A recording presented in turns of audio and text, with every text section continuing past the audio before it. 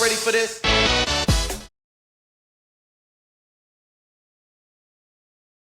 Caros alunos, me chamo Tiago Magalhães, sou professor de Química do Colégio Overdose e eu tenho o prazer de ministrar com vocês agora uma revisão para a Universidade Estadual do Rio Grande do Norte.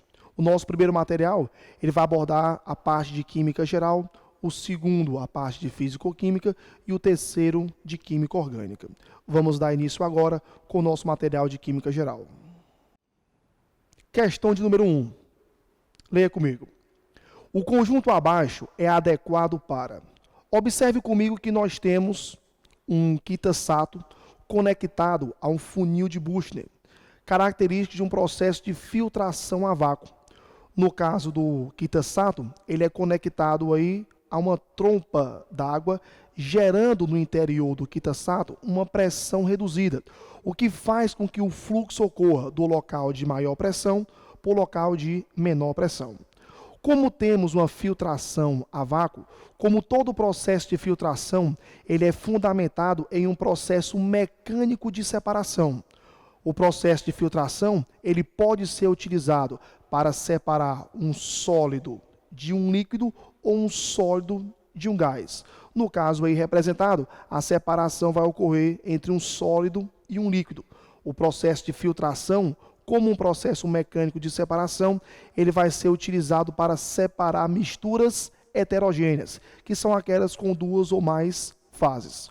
Como gabarito, temos a letra B de bola. Questão de número 2.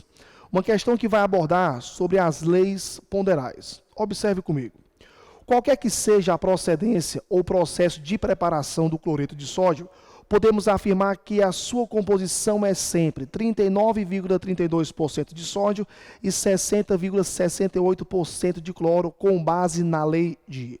Como estamos trabalhando com a relação em massa, devemos lembrar das leis ponderais, da lei de Lavoisier, que é a lei da conservação da massa, e da lei de Proust, que é a lei da proporção fixa, ou lei da proporção constante.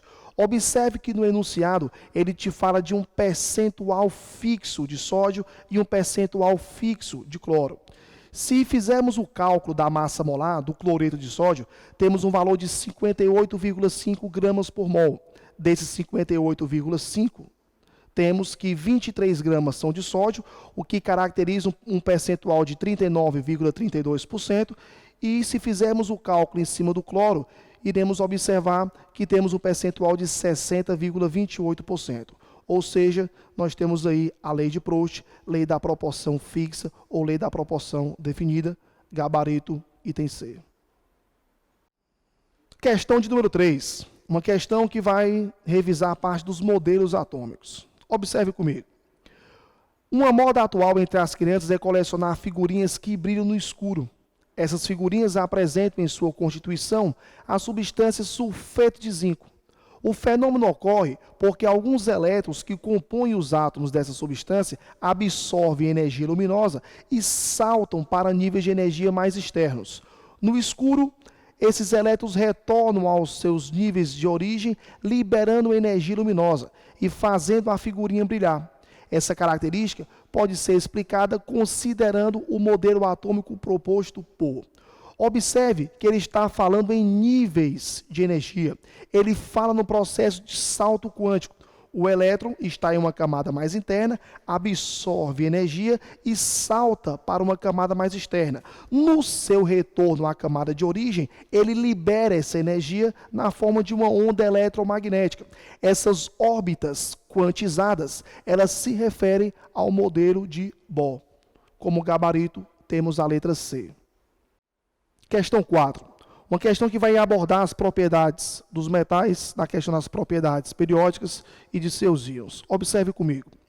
Dois ou mais íons, ou então um átomo e um íon que apresentam o mesmo número de elétrons, denominam-se espécies isoeletrônicas. Comparando-se às espécies isoeletrônicas, fluoreto, o íon sódio, o íon magnésio e o alumínio, conclui-se que, como estamos trabalhando a questão do raio, observe comigo. O íon fluoreto, o flúor, ele apresenta 9 prótons. O íon fluoreto, ele vai ter 9 elétrons, mais um que foi ganho, totalizando 10 elétrons. Ou seja, eu tenho 9 prótons para atrair 10 elétrons. No caso do sódio, nós temos um total de 11 prótons para atrair 10 elétrons, já que nós temos o sódio mais. No caso do magnésio 2+, nós temos 12 prótons para atrair 10 elétrons. E no caso do alumínio, nós temos 13 prótons para atrair 10 elétrons.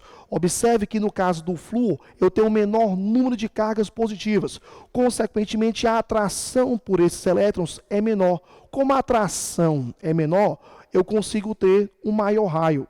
Comparando com o alumínio, onde eu tenho um maior número de cargas positivas, a carga nuclear efetiva será maior, teremos uma maior atração dos elétrons, consequentemente, um menor raio. Como gabarito, temos a letra C. Questão de número 5. Uma questão que vai envolver distribuição eletrônica, um ponto fundamental da química. Observe comigo. O íon selênio 2- tem 34 prótons e é isoeletrônico do íon estrôncio 2+. A distribuição eletrônica do átomo de estrôncio é... Observe comigo que o selênio tem 34 prótons. No estado fundamental, 34 elétrons. O selênio 2-, então, ele terá 2 elétrons a mais, ou seja, 36 elétrons. Mesmo número de elétrons do estrôncio 2+. O estrôncio, perdendo 2, ele tem 36. Então, no estado fundamental, ele terá 38 elétrons. Ao fazermos a distribuição eletrônica, temos que a distribuição do estrôncio terminará em 4p6, 5s2. Ou seja, o estrôncio ele pertence ao quinto período da tabela periódica, pertencendo à família 2, que é a família dos metais alcalinos terrosos. Como gabarito, temos a letra B. Bom, resolvemos as 5 primeiras questões. Não deixe de acessar o conteúdo das outras 20 pelo link que está aqui embaixo. Garanto o seu sucesso, já que estaremos resolvendo questões de eletroquímica, radioatividade, gases, estequiometria, ligações químicas, tabela periódica, conteúdo certo na sua prova. Não deixe de acessar o link e garantir a sua aprovação.